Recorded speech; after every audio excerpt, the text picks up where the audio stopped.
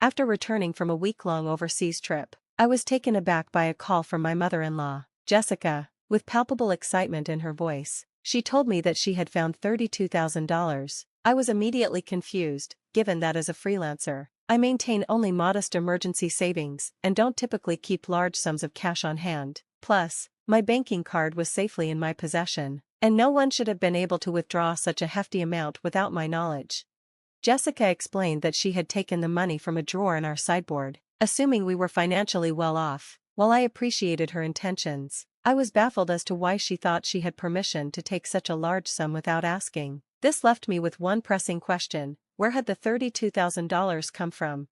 The mystery lingered for a month, until Kevin, presumably her husband, came home. Although the situation was beginning to resolve, there were still unresolved questions. Over that month, Jessica had called me no less than 136 times. At first, I ignored them, not understanding why she was calling so frequently, but when I finally answered, she accused me of something I couldn't quite grasp. She seemed upset, but her reasons were unclear, and the accusatory tone only added to my confusion. As I tried to piece things together, the situation grew more complicated. I soon realized that Jessica wasn't just talking to me, she was also speaking to Lisa, a 33-year-old freelance jewelry designer, who had been sharing her ambitions and struggles. Lisa, who had always dreamed of having children, was finding it hard to balance her career with her desire to start a family. Meanwhile, her husband Kevin, also 33, had shifted gears in his career, leaving a steady job to become her business partner as Lisa's career grew. When Lisa and Kevin first married, they relied heavily on Kevin's income, as Lisa was just starting out, but by the time Lisa reached her 30s, her business had taken off, and she needed help managing the demands of her growing career. Kevin left his stable job to help her with the business, which flourished with his support, securing contracts with renowned international brands. Yet despite their success, they faced ongoing challenges, particularly with Kevin's mother, Jessica. Living alone in the family home, Jessica had a distorted view of their lifestyle, imagining that they lived in luxury, constantly attending extravagant parties and dinners with corporate elites. While these events were part of Lisa's professional responsibilities as a jewelry designer, Jessica believed they were just lavish social indulgences. This misconception bled into her financial expectations as well. She often asked Lisa and Kevin for money to host her own social gatherings, assuming their perceived wealth could easily cover her desires.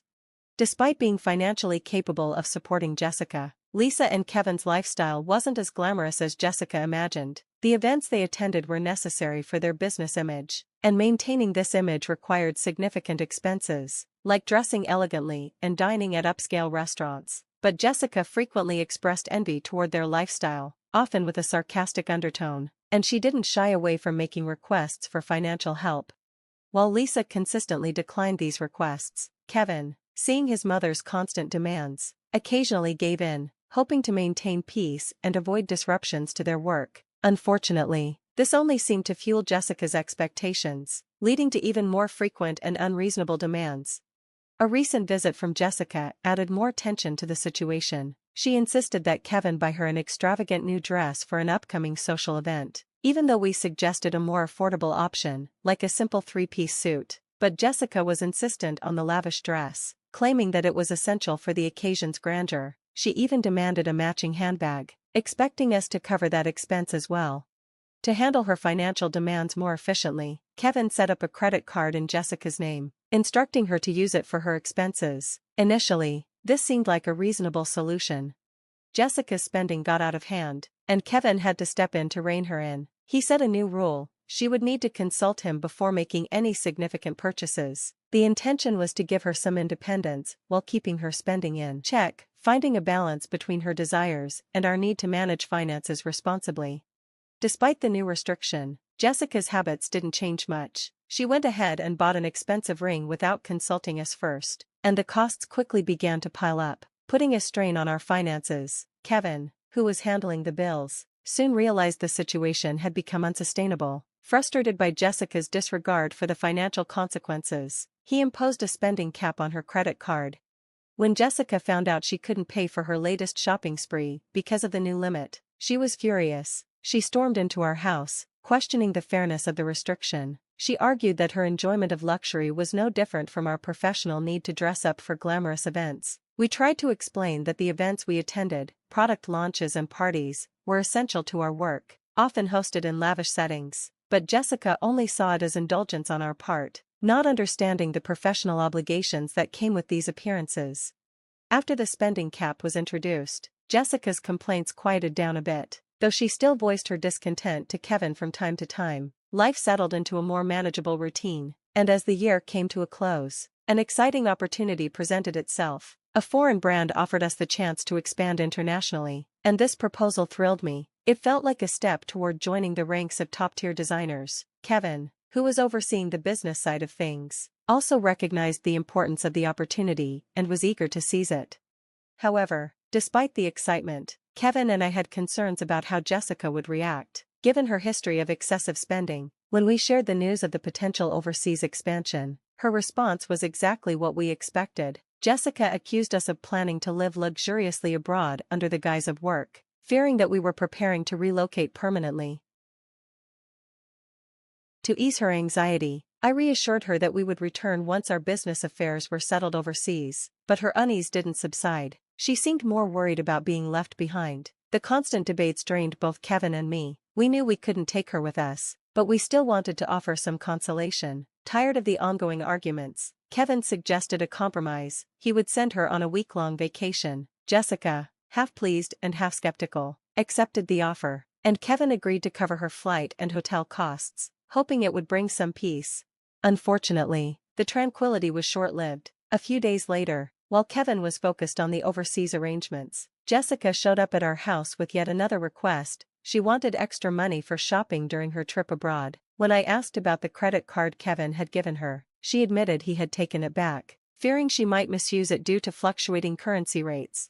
I told Jessica that I couldn't authorize any financial assistance without Kevin's consent, and the conversation ended with her storming out in frustration. As the new year arrived, Jessica set off on her 10-day trip. When she returned, she shared a surprising revelation that would completely change our understanding of the situation. Jessica called me, excited about her trip, but soon admitted that she had overspent on souvenirs. Growing increasingly frustrated, I confronted her about the money she claimed I had set aside for her, a sum I had no memory of earmarking. The conversation quickly took a sharp turn. I knew I had savings in my account set aside for business emergencies, but there was no way Jessica could have accessed it without my approval. That's when she casually told me she had found $332,000 in a drawer in the sideboard of our house. I was stunned. Keeping such a large sum of cash at home was unthinkable for us. I told Jessica that if she had indeed taken money without permission, it was theft, no matter that she was family. I emphasized the seriousness of the situation, especially if Kevin had planned to use that money for a business deal. During her trip, there had been no disruptions to our business transactions, which made her claim even more suspicious.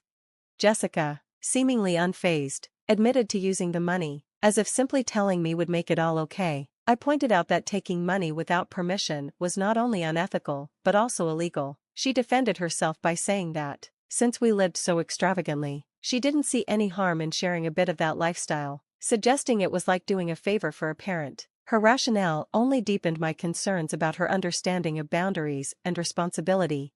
I found her reasoning completely inappropriate. She had taken money without asking, yet showed no remorse or recognition of the seriousness of her actions. She promised that I would talk to Kevin when he returned, confident that he, as her son, would understand. She even nonchalantly remarked that $32,000 wasn't much to him. Though I agreed to pass her message along, I was deeply unsettled by the entire ordeal and her complete lack of awareness. Ending the call, she casually thanked me and asked me to send her regards to Kevin. When Kevin returned that night, still confused about the $32,000 in cash, I confronted him. He explained that he had withdrawn the money 12 days prior for an urgent payment that required cash. I was surprised he had kept such a large sum in a drawer, given the security risks involved. Kevin seemed troubled as he asked if I knew anything about the cash. That was when I realized the money was indeed his, but we still didn't understand why it was kept in our house or what its intended purpose was. I questioned Kevin further, trying to piece together the mystery. I was perplexed as to why Kevin had left such a large sum of money at home, especially since we usually conducted transactions through bank transfers. Kevin then revealed that, after limiting Jessica's credit card, she had secretly borrowed money from other sources, consumer finance cards and credit cards she had opened without his knowledge. When Kevin discovered this, it added a whole new layer of complexity to our already strained relationship with her. To address her escalating debts, Kevin took decisive action. He collected all of Jessica's credit cards and withdrew cash to pay off her obligations. Despite giving her the money, Kevin was aware of the risk that she might squander it carelessly. This decision shed some light on the situation, though it still didn't explain Jessica's motives. I was inclined to handle the debt repayment directly through bank transfers, thinking this would be more straightforward and traceable. However, Kevin preferred to avoid leaving too many records in our bank accounts to maintain trust with our business partners and keep our bookkeeping clean. So, he chose to withdraw the money and manage the payments personally. Supporting Jessica's overseas trip, though, was more of a parting gesture, acknowledging that once we moved abroad, we wouldn't be as available to her as before. 3. As time passed, Jessica began calling me frequently, up to 136 times a day. Kevin advised me not to engage with her excessive attempts to contact us, but her persistence made me uneasy. One day, I finally picked up, and her voice, tinged with desperation, broke through. She apologized for the constant calls, revealing that she was facing daily demands for payment and that Kevin wasn't responding to her. She turned to me as her last resort for help. I was shocked that Kevin would take such a drastic measure against his own mother, especially if he had set aside money to clear her debts. Had he used it as intended, perhaps Jessica wouldn't be overwhelmed by the calls and letters from collection agencies. Now, she was being bombarded with notices, unable to resolve her mounting financial problems. The situation was starting to look like something out of a drama series. When Jessica called again, pleading for help, claiming it was a son's duty to assist his mother, I felt the weight of her distress. I mentioned her plea to Kevin when he came home, but his response was unexpectedly harsh. He coldly dismissed her, pointing out that she had squandered her chances to resolve things herself. Despite my desire to help, I decided to block Jessica's number. She was Kevin's mother, and if he had chosen to distance himself, I had little choice but to respect that. As the day of our overseas move grew closer, I found myself surrounded by boxes in our cluttered home, a profound sense of helplessness settling over me regarding Jessica's situation. It soon became clear that things had escalated far beyond what I had imagined. Jessica had to sell her house to settle her debts, a drastic measure that highlighted the severity of her financial troubles. In addition to the $32,000 Kevin had set aside to help her, she had concealed even more debt. The total amount was so vast that even after selling her property, she couldn't fully pay off her obligations. The revelation that her house had to be sold was a painful reminder of just how deep Jessica's troubles ran. Despite all of this, a significant balance remained outstanding, emphasizing the harsh realities of financial mismanagement and its devastating consequences for personal and family life. Kevin, though saddened, realized there was little we could do to prevent the loss of his childhood home. The emotional toll of losing such a personal place, due to his mother's actions, was undoubtedly heavy. Now, Jessica was living in a modest apartment, struggling to manage her remaining debts with a part-time job. Finding work at her age was challenging, and while I felt some sympathy for her, the reality was that her financial mismanagement had led to this situation. It was a stark reminder that, even later in life, taking responsibility for one's actions is crucial. Meanwhile, our business was thriving overseas, opening doors to opportunities one hadn't anticipated. Back home, we began receiving inquiries from various brands, and I found myself navigating offers from unexpected places. This new development significantly broadened our professional horizons. While this success was gratifying, it came with its challenges. My schedule was so packed that finding time to rest was difficult, and Kevin, equally busy with his own responsibilities, was no less stretched. Amid this bustling new life, the idea of starting a family felt like a distant dream. As I gazed out at the foreign cityscape from my window, I reflected on the stark contrast between our thriving new environment and the struggles we had left behind. It underscored the complexities of life, where professional success often coexists with personal challenges and difficult family decisions.